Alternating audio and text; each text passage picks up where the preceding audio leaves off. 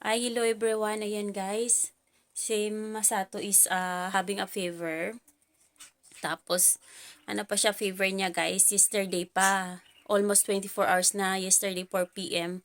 Tapos 40 degrees na yung ano niya, yung lagnat niya.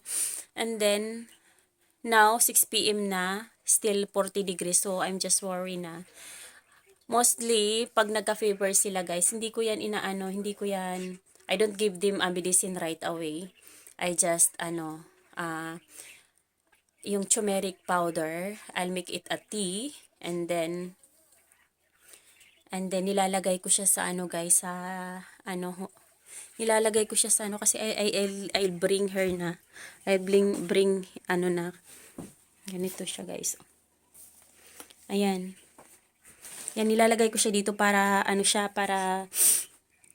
para even he's sleeping, he can drink while he is sleeping na kaya nilagay ko siya dito sa bottle ni Sarah. So that easy to drink while even he is lying. Tapos, cold compress lang ginagawa ko. Minimaintain ko yung 38 degrees. Tapos, cold compress lang. Tapos, ayun, ano na ngayon, almost 24 hours na, still, still 40 degrees pa rin yung niya, kaya nagwo-worry na ako, kaya, yun, I call in the hospital na, tapos, yun nga lang, it's difficult, guys, kasi, the answering machine, mostly first will answer you is the answering machine. If you will connect the operator, you will ask something like that. So, almost Japanese. So, it's too difficult, guys, din na if you don't know Japanese nila. Kaya, it's difficult to live here also. Ayan. So, I called the hospital. So, they refer me in, na yung pang baby na hospital. So, yun, I bring him. Ayan. New Year pa naman. Happy New Year. May lagnat.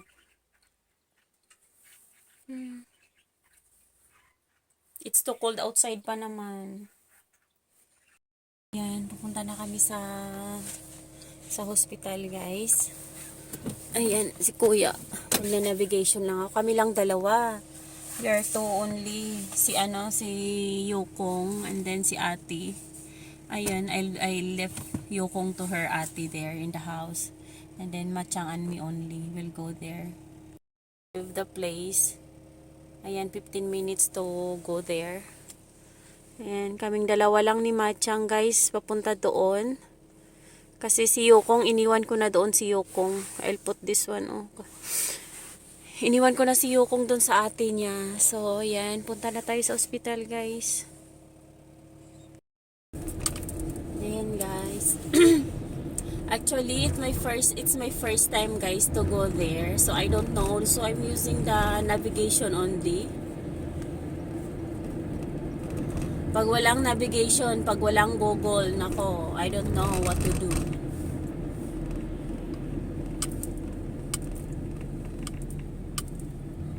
So, yan. Because this is, today is January 1, guys. And it's, time check, 6:28 p.m. already. Kaya, ayan, mga tao almost in the house, inside the house, or somewhere. And it's too cold also.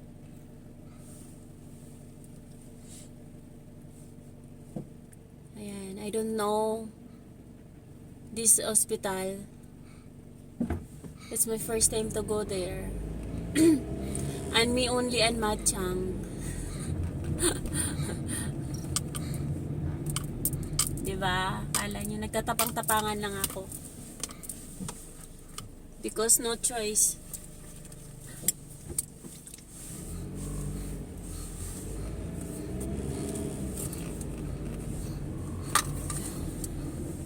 Ay, Machang. Chuko-chuko nun din.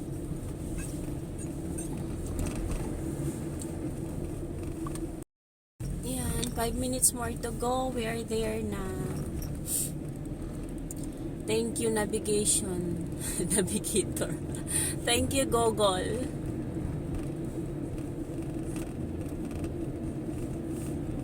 It's snowing cold pa.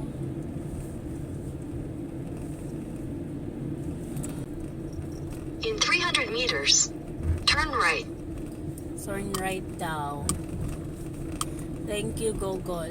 3 minutes na lang.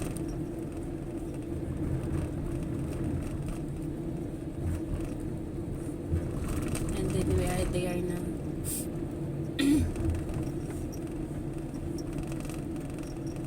Ay, dito daw turn right. Dito ba?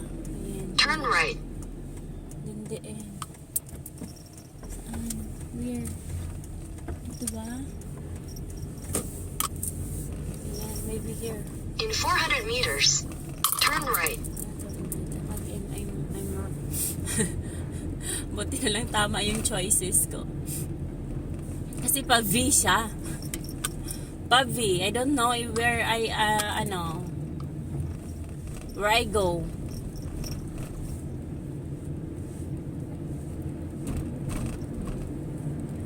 Kaso yung navigation naman, kahit na guys, huwag kayong don't panic if na lumagpas kayo kasi dadalhin pa rin kayo doon sa destination where you want to go. Kaya sa mga bagong nagda-drive and then using navigation, don't panic if lumagpas kayo guys, because Google will bring you in the right place one you want to go. Ganyan ako for the first time. Pag lumagpas ako, nagpapanik na ako. But my friend, yung dati na ring friend ko, best friend ko na siya car na, said, no, don't panic. Because Google will bring you in a right place. Ay, saan? Saan right? Dito. Turn right. Turn right Then, dito. your destination will be on the right. Ayan daw. Ang hirap guys, no? Tapos I can't read. Imagine I can't read. Ayan na. Malapit na. But I don't know guys, andito. Ayan, the problem is I can't read. Your destination is on the right. On the right daw. So, nasaan yung parking?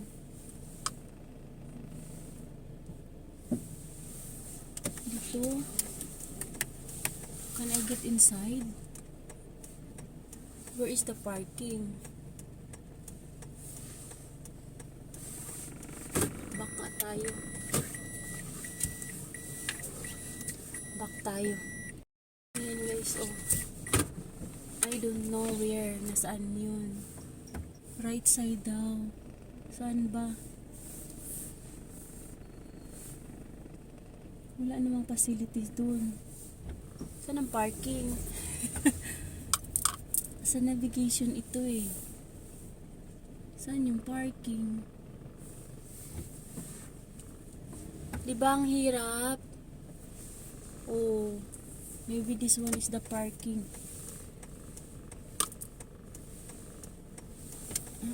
Baka ito yung parking. Get inside kasi may mga sasakyan naman eh. Ito kaya? Walang bekan. Saan ako pupunta? Ayan, may paparating na ano. What should I do? Ito ako.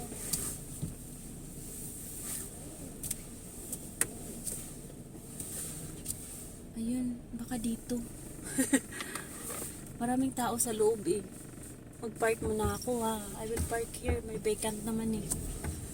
Ayan, this is the ano guys. Very struggle.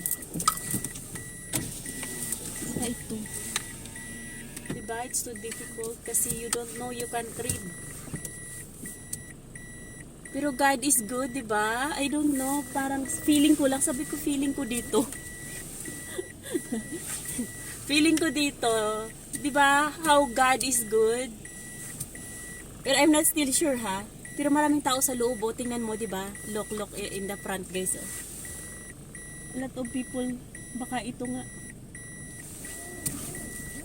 Kasi a lot of people inside. Oh. I will go inside there and will ask Ayan, nakapark na ako guys. So I will get inside na.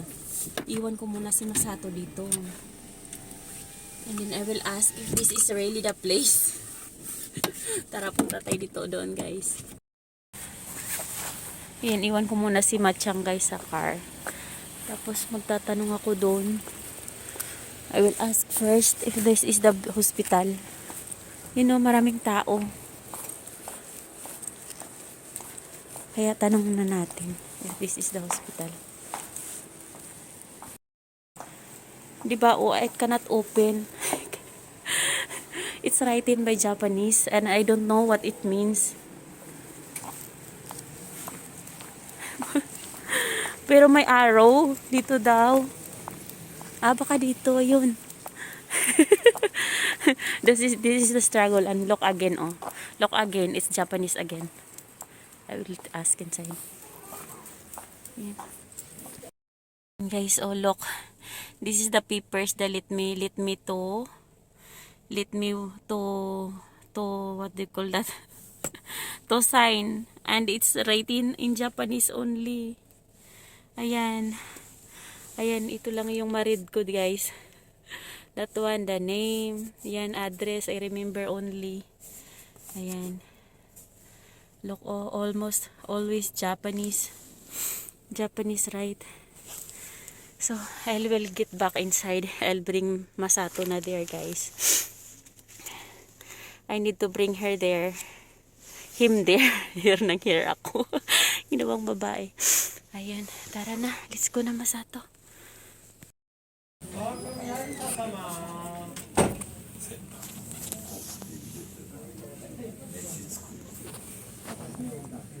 A lot of people.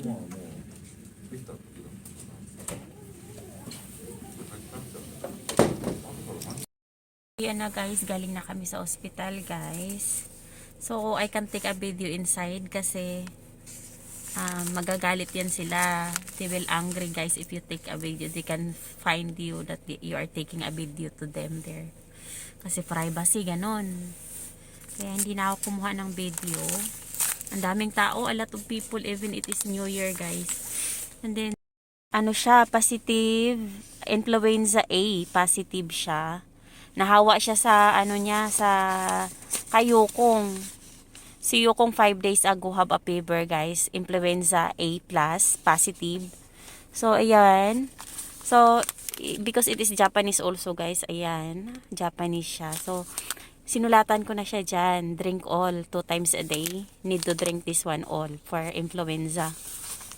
Tapos, ayan, 3 times a day. Ito para sa ano daw to, para sa sakit sa kanyang tiyan.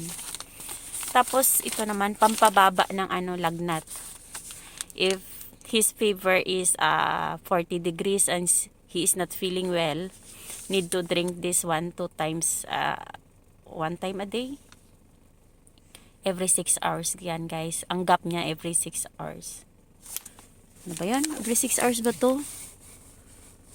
2 times a day made. Hanggang 2 times a day lang siya. Ayan. Ayan, hirap basahin, di ba? Ayan, oh. 2 times a day. Hanggang 2 times a day lang siya until 2 times a day only. And then, pag 38 degrees above like that. And if he is not feeling well. Ayan, di ba? It's too difficult, guys. But, it's fine. I can survive. Ayan na si Masato. So, we'll go home na, guys. Ayun, we survive for his, ano na, we have, this is our New Year, guys.